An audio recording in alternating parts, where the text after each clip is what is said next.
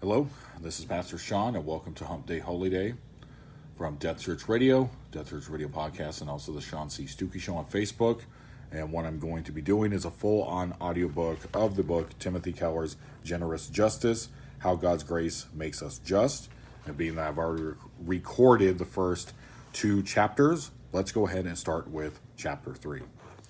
Chapter 3, what did Jesus say about justice? When you give a luncheon or dinner, do not invite your friends, your brothers or relatives, or your rich neighbors. If you do, they may invite you back, and so you will be repaid. But when you give a banquet, invite the poor, the crippled, the lame, and the blind. Luke chapter 14, verse 12 and 13. But that's the Old Testament. When I was a young pastor at my first church in Hopewell, Virginia, a single mother with 4 children began attending our services. It became clear very quickly that she had severe financial problems, and several people in the church proposed that we try to help her. By that time, I had begun to share my doctoral research with some of the church's deacons. I pointed out that historically, church deacons had given aid in exactly these circumstances. So the deacons visited her and offered her to give her church funds for several months to help her pay off outstanding bills. She happily accepted. 3 months later, it came out that instead of paying her bills with the money we had been giving her, she had spent it on sweets and junk food and had gone out to restaurants with her family multiple times and had bought each child a new bike. Not a single bill had been paid, and she needed more money. One of the deacons was furious. "No way do we give her any more," he said to me. "This is the reason that she's poor. She's irresponsible, driven by her impulses. That was God's money, and she wasted it." I counter with some passages from the Bible on doing justice for the fatherless and the needy. But that's the Old Testament, he said, and argued that today it was a Christian's job to spread the good news about Jesus. Christians should not be concerned about poverty and social conditions, but about saving souls. We have been making the case that the Bible calls us to be deeply involved in defending and caring for the poor, but indeed, we have so far looked at the Hebrew Scriptures, that part of the Bible that Christians call the Old Testament. My deacon was not a trained theologian, but his intuition is a common one. Namely, that while the Old Testament talks a lot about evil and justice, Jesus talks mainly about love and forgiveness. Anders Nygren, the influential author of Agape and Eros, published in the 1930s, argued this forcefully at a scholarly level. God's attitude to men is not characterized by justitia distributiva, distributiva, but by agape, love, not by retributive righteousness, but by freely giving and forgiving love.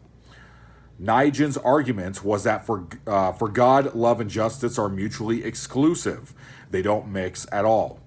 In this view, Christ has overcome justice, and now all our relationships should be based on spontaneous love and generosity, not justice. Justice is all about the rights and legal obligations, but Christ's salvation is a grace that is undeserved. Christians should not be concerned with getting people their rights. The gospel is about love and service, about forgiveness and caring for people regardless of their rights. Jesus and the vulnerable. Page 43. This reasoning seems plausible at first glance. However, when we study the Gospels, we find that Jesus has not moved on at all from the Old Testament's concern for justice. In fact, Jesus has an intense interest and love for the same kinds of vulnerable people. Nor can it be argued that this concern is a lower priority for Jesus. When some of John the Baptist's disciples came and asked him if he truly was the Messiah, he said, "Go back and report to John what you hear and see. The blind received sight, the lame walk, those who have leprosy are cured, the deaf hear, the dead are raised, and the good news is preached to the poor." Matthew chapter 11, verse 4 and 5. Page 44. Here's the same care for the vulnerable and characterizes the heart of God. While clearly Jesus was preaching the good news to all, he showed throughout his ministry the particular interest in the poor and the downtrodden that God has always had.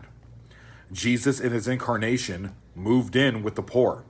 He lived with, ate with, and associated with the socially ostracized. Matthew chapter 9, verse 13. He raised the son of a poor widow, Luke chapter 7, verse 11 through 16, and showed the greatest respect to the immoral woman who was a social outcast, Luke chapter 7, verse 36.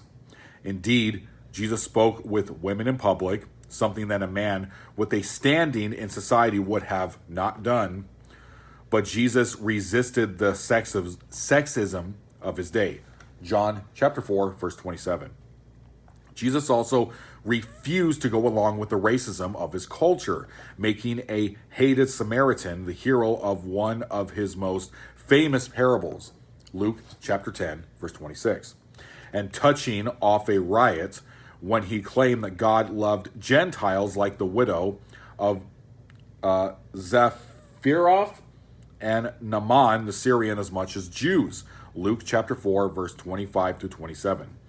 Jesus showed special concern for children, despite his apostles' belief that they were not worth Jesus' time, Luke chapter 18, verse 15. Lepers also figured greatly in Jesus' ministry. They were not only sick and dying, but were the outcasts of society. Jesus not only met their need for physical healing, but reached out his hand and touched them, giving them their first human contact in years. Mark chapter 1, verse 41, Luke chapter 5, verse 13.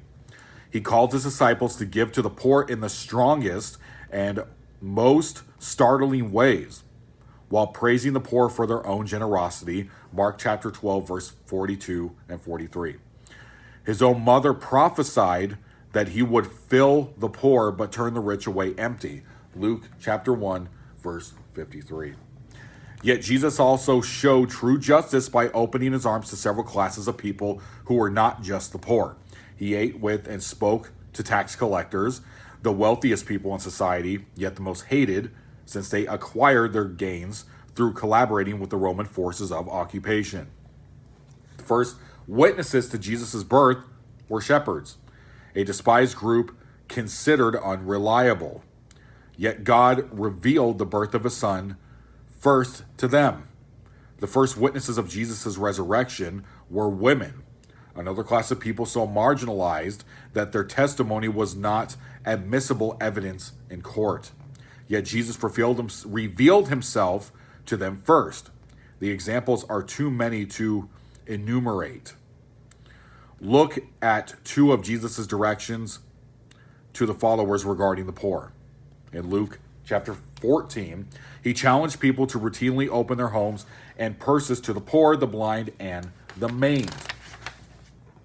When you give a luncheon or dinner, do not invite your friends, your brothers or relatives, or your rich neighbors. If you do, they may invite you back, and so will be repaid.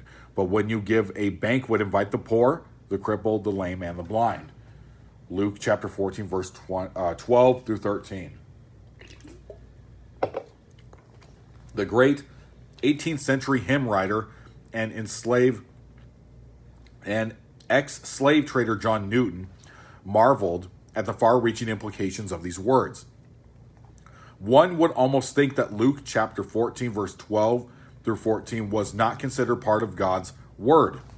He wrote, "Nor has any part of Jesus' teachings been more neglected by his own people. I do not think it is unlawful to entertain our friends, but if these words do not teach us that it is, in some respects, our duty to give a preference to the poor, I am at a loss to understand them. What was Jesus saying here? Later in his same chapter, Jesus tells his disciples that they must hate their father and mother if they are going to follow him. Luke chapter 14, verse 26. This sounds shocking to us, but it is a Semitic idiomatic expression. Jesus did not mean literally that we should hate our parents, since this would contradict his own teaching, Mark chapter 7, verse 9 through 13, and the Ten Commandments. Rather, the expression meant that your love and loyalty for Jesus should so exceed all other loyalties that they look like hate by comparison. This way of speaking sheds light on Jesus' statements about banquets. In Jesus' day, society operated largely on a partition system. People will means-created influence networks by opening doors and giving resources to people who in turn provided business opportunities and political favors, and watched out for their patrons' interests. In this kind of culture, banquets were necessary. They were expensive, but they paid off because that was the way that business was done. Dinners were ways to sustain and reward current patronage relationships, and also were opportunities for creating new ones. That is why the only people you invited were your own peers and existing relations, as well as your rich neighbors, quote unquote.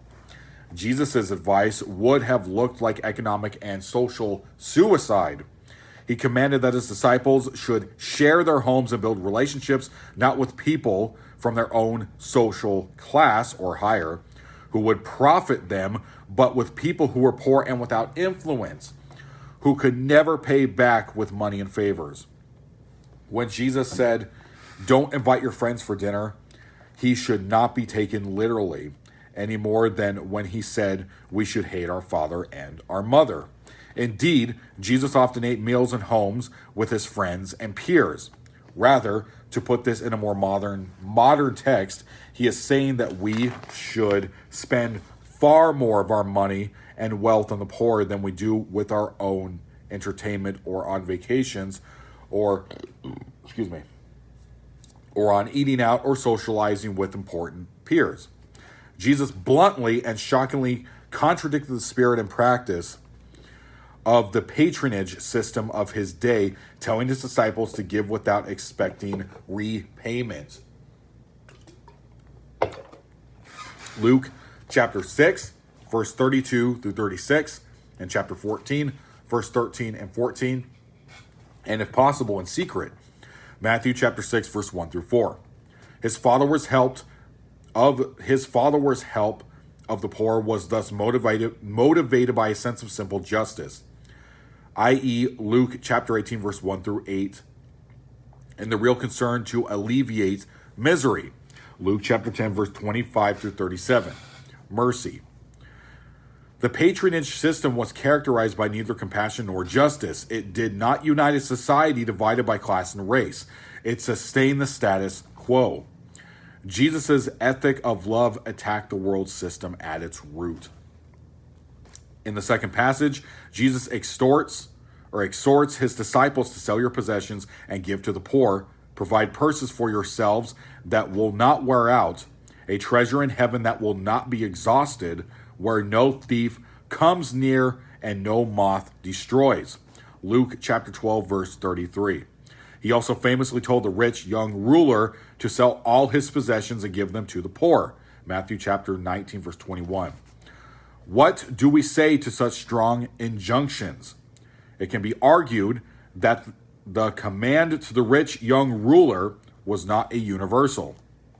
As evidence, we can point to Jesus' encounters with the rich tax collector Zacchaeus, who, when converted, happily told Jesus that he was giving one half of all of his wealth to the poor.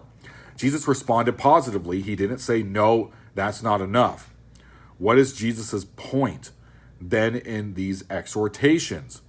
It must be at least this, that his believers should not see any of their money as their own, but they should be profoundly involved with and generous to the poor.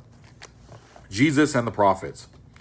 Jesus not only shared the Old Testament zeal for the cause of the vulnerable, he also adopted the prophets' penetrating use of justice as heart analysis, the sign of true faith.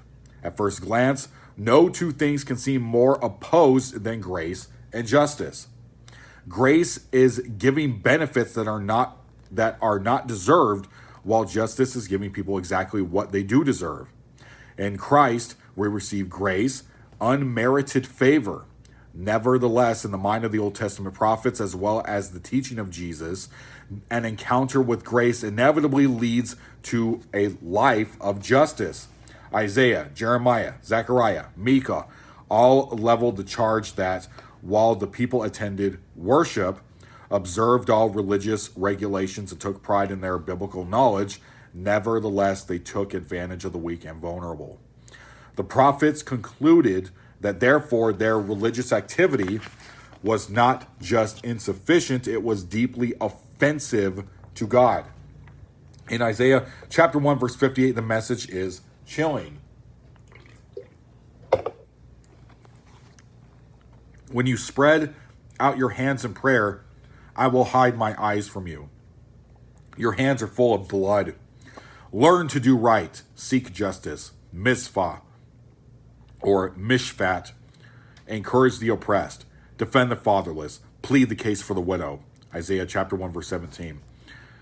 Is not this the kind of fasting I have chosen, to loose the chains of injustice and untie the cords of the yoke, to set the oppressed free and break every yoke? Is it not to share your food with the hungry and to provide the poor wanderer with shelter? Isaiah chapter 58, verse 6 and 7. The implications of this accusation are clear. Justice is not just one more thing that needs to be added to the people's portfolio of religious behavior. A lack of justice is a sign that the worshipers' hearts are not right with God at all, that their prayers and all their religious observances are just filled with self and pride.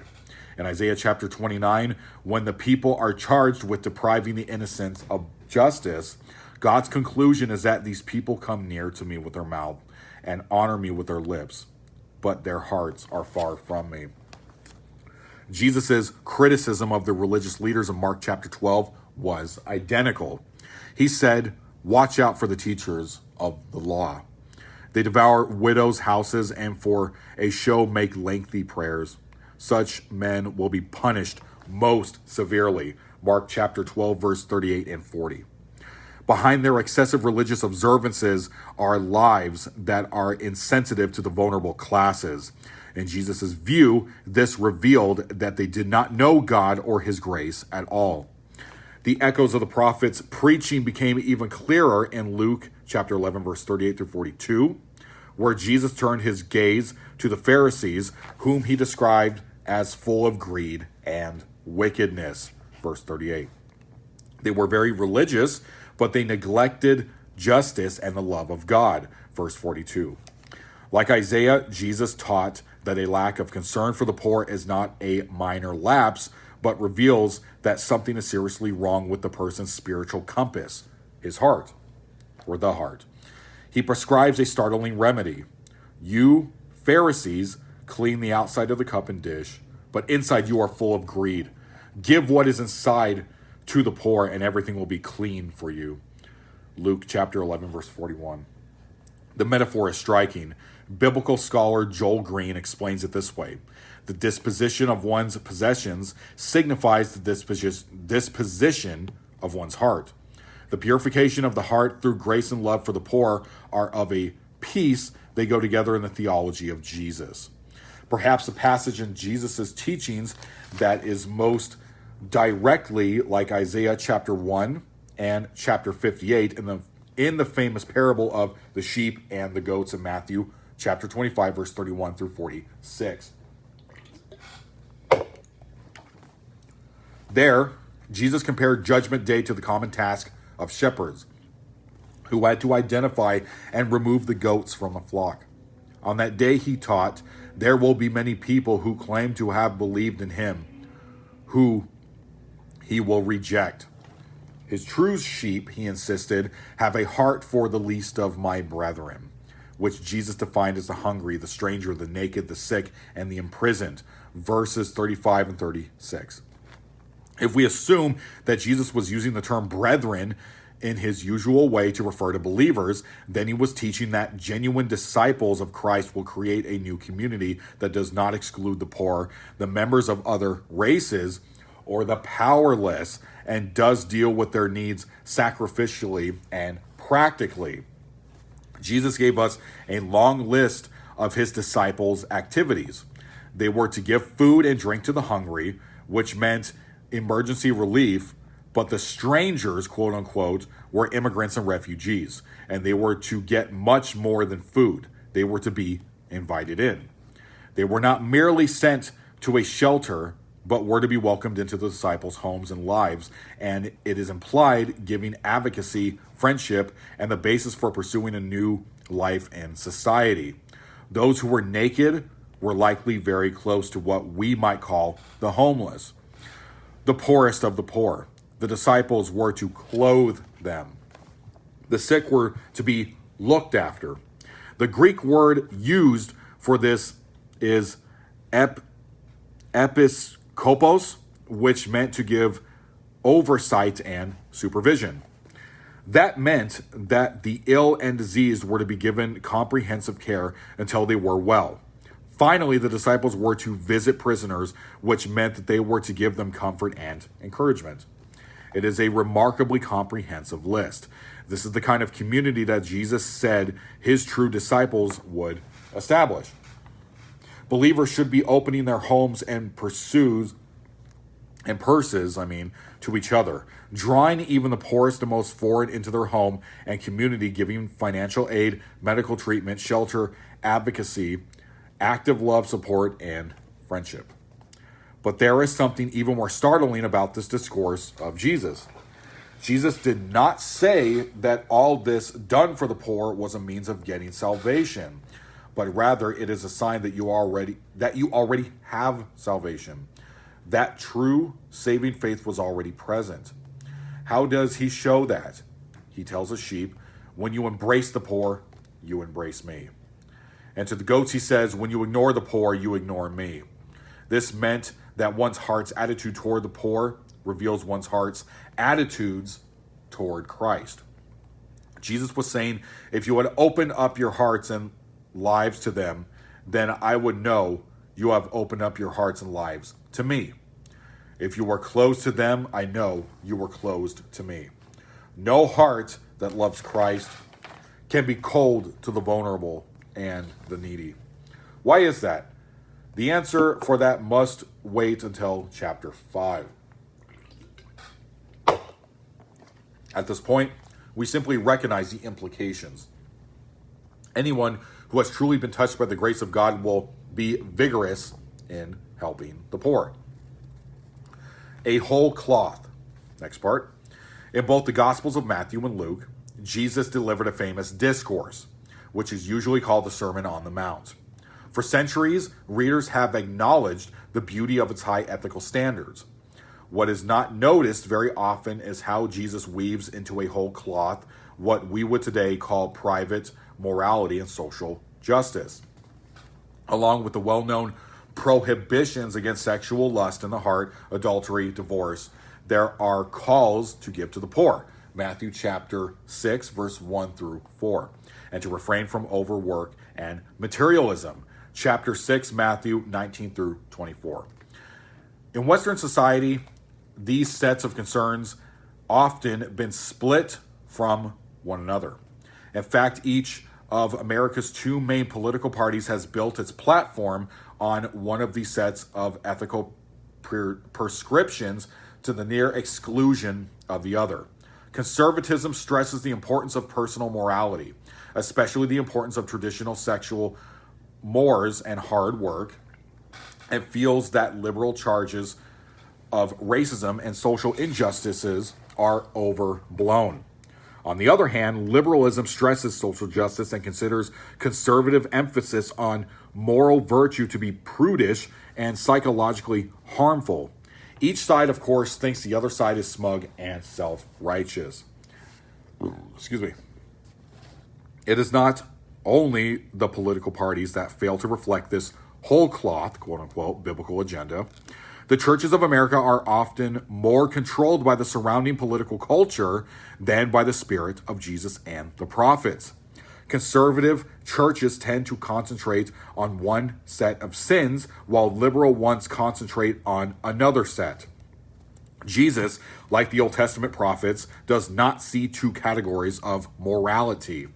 In Amos chapter 2, verse 7, we read, "They trample the heads of the poor, father and son go into the same girl." The prophet condemns social injustice and sexual licentiousness in virtually the same breath. Isaiah chapter 5, verse 8. Such denunciations cut across all current conventional political agendas. The biblical perspective sees sexual immorality and material selfishness as both flowing from self-centeredness rather than God-centeredness. Raymond Fung, an evangelist in Hong Kong, tells of how he was speaking to a textile worker about the Christian faith, and he urged him to come and visit a church.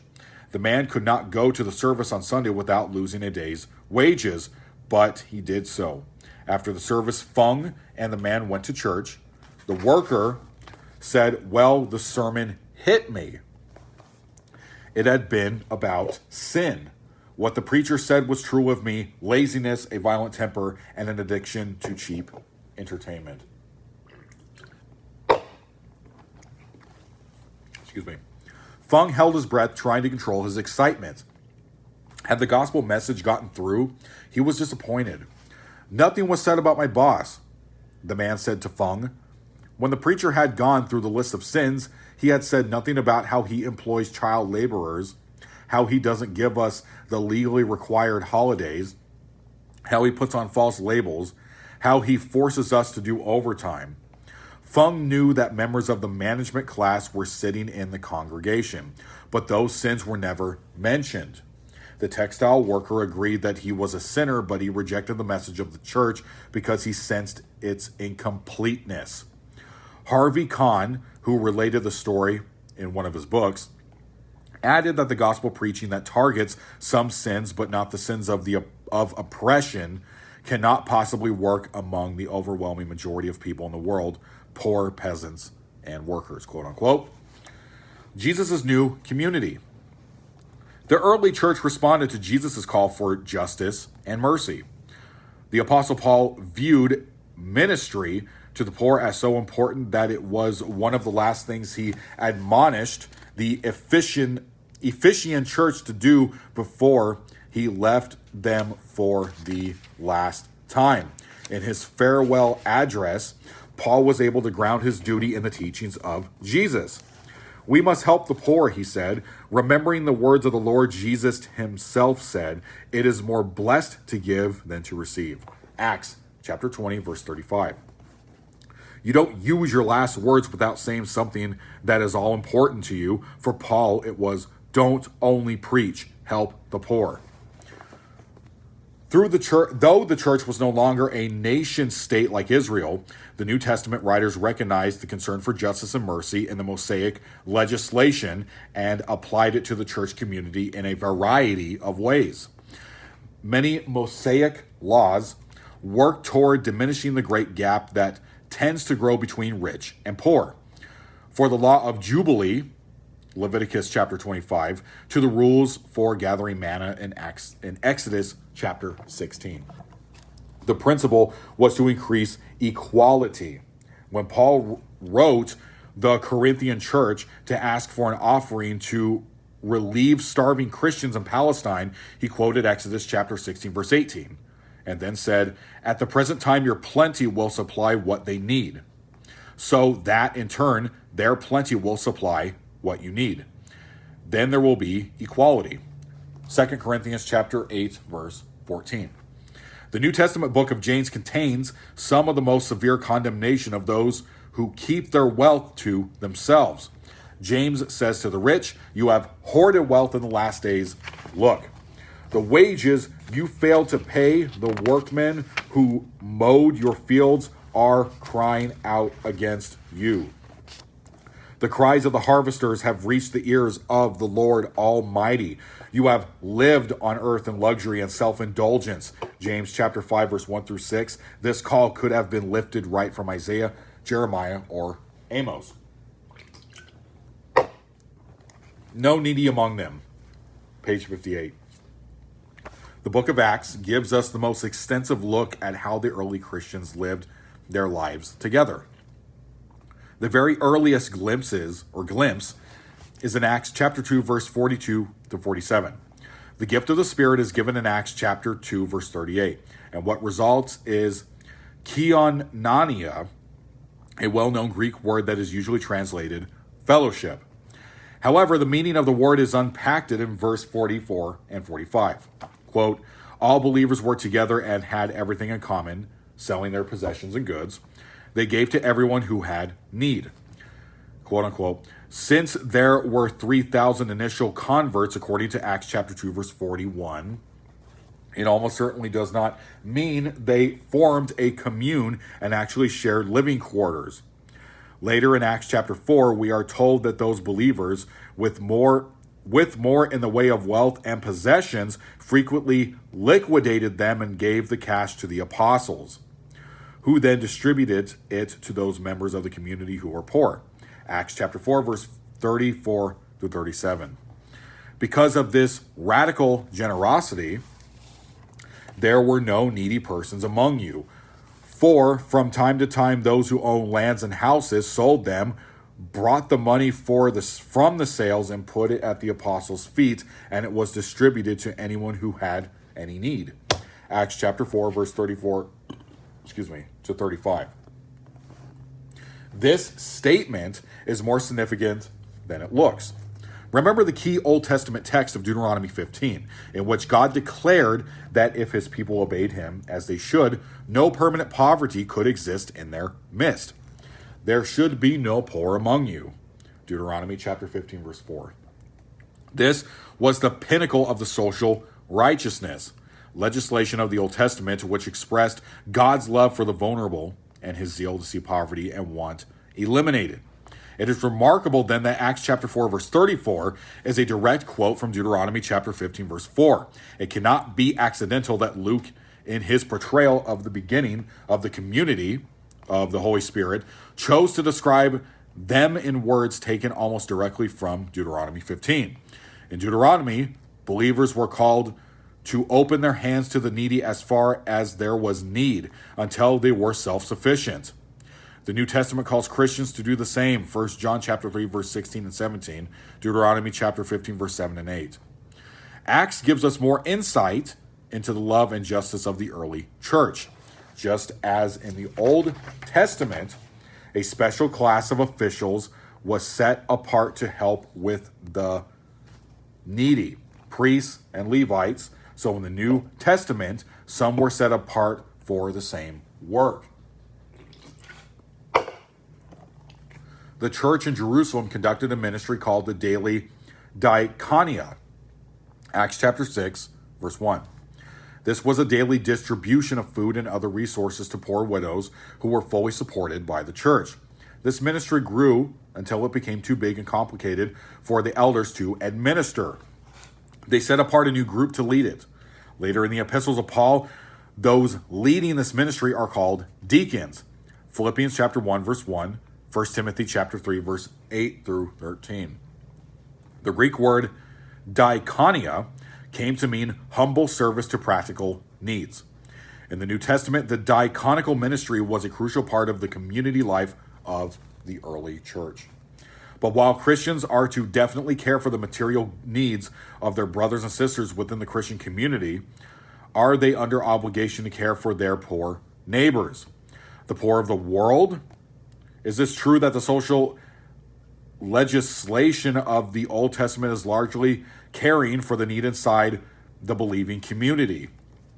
Also, most examples of generosity in the New Testament are of care for the poor within the church, such as the support for widows, Acts chapter 6, verse 1 through 7, and 1 Timothy chapter 5, verse 3 through 16. Even Jesus' parable of the sheep and the goats uses the test of caring for those who Jesus calls the least of these my brothers, probably referring to poor believers. Some of this is common sense. Our first responsibility is to our own families and relations, 1 Timothy chapter 5, verse 8. And our second responsibility is to other members of the community of faith, Galatians chapter 6, verse 10.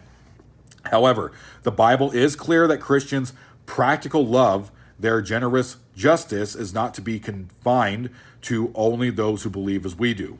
Galatians chapter 6, verse 10 strikes a balance when Paul says, do good to all people, especially the family of faith. Helping all people is not optional. It is a command. We don't have to look only to the New Testament to learn this. One of the four vulnerable classes protected by the Hebrew prophets was that of the immigrant. While foreigners resisting in Israel could convert, the injunction to provide them with shelter and guard their legal rights was not qualified by whether they had entered the covenant or not. That showed that Israel's justice and compassion was not to be confined to only its own believing community. But the most famous and powerful statement of Jesus on what it means to love our neighbor is found in his parable on the Good Samaritan. Luke chapter 10, verse 25 through 37. That important teaching deserves a chapter of its own. So thank you guys. That was chapter 3, and tomorrow we will do chapter